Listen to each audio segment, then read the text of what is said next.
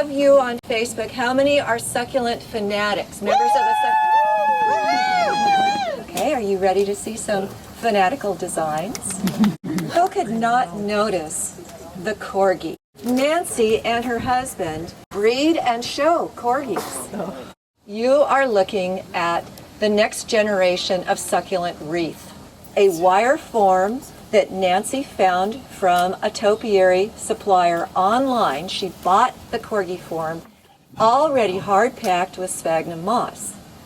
So all that was left was to plant it. She gave it a collar of sempervivums, a tail of string of pearls, and the body has a lot more sempervivums that are filling in beautifully. You could actually plant these earrings, and they would probably root through the backs of the earrings. And they're just such a neat thing to wear to a succulent-oriented event, or for that matter, any kind of gardening or horticultural event where you want people to exclaim over your earrings. Now, if you are a garden designer, isn't that good marketing? Take moss and glue it to a surface, like at the top of a pumpkin, an earring, or a hat band. And you can use hot glue or craft glue to do that.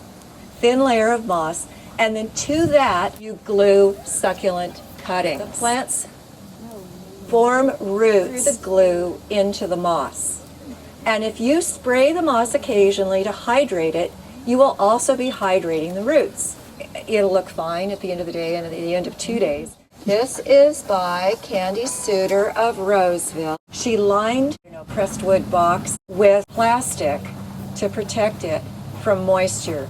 Cute idea.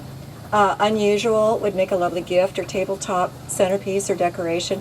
I almost sound like I'm selling this, don't I? But these, I bid.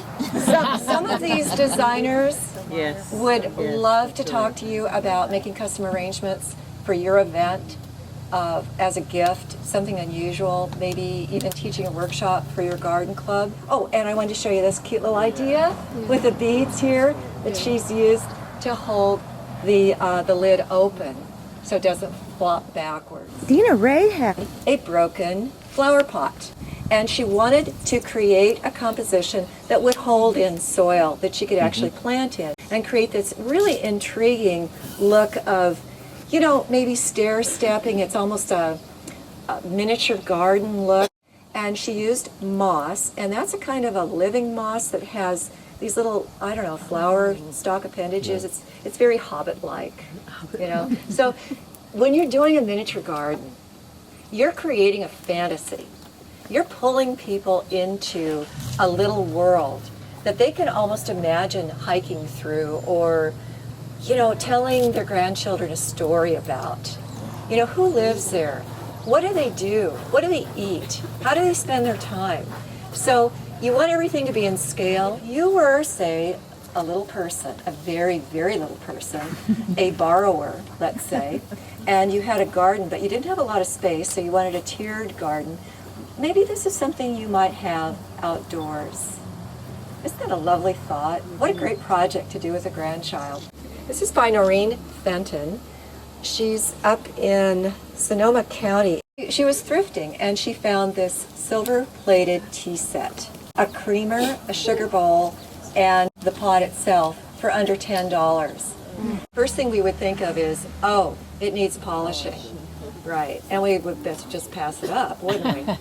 But what a great container for the garden. Because in the garden you don't expect or want shiny objects. You want things to look a little bit more settled in, to have maybe a little bit more texture and interest to them. You make something like this as a tabletop centerpiece with a floral or a lace tablecloth on a round table. Guests are told to wear wide-brimmed hats that are decorated with succulents and long, flowy, scarf-like skirts. It has a floral pattern in it, so it's very much lending itself to the rosette shapes of the cuttings that she chose. We have an undersea fantasy going on here. What is delightful about this is that Tacy has gone out and collected a lot of the things that you see here. So it's very much a regional piece with mussels that she tells me are only available at a certain time of the year.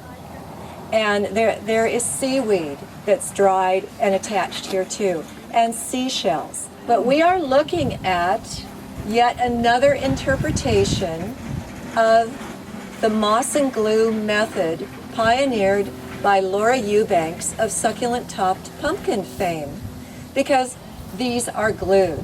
Now, she could use hot glue to attach the seaweed or the shells or the dried, some of the dried elements here.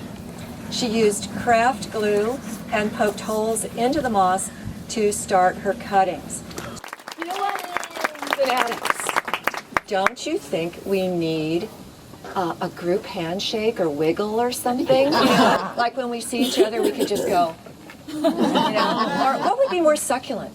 You know, we're going to go with that. Okay, I'm going to leave that to you. I expect to see posts.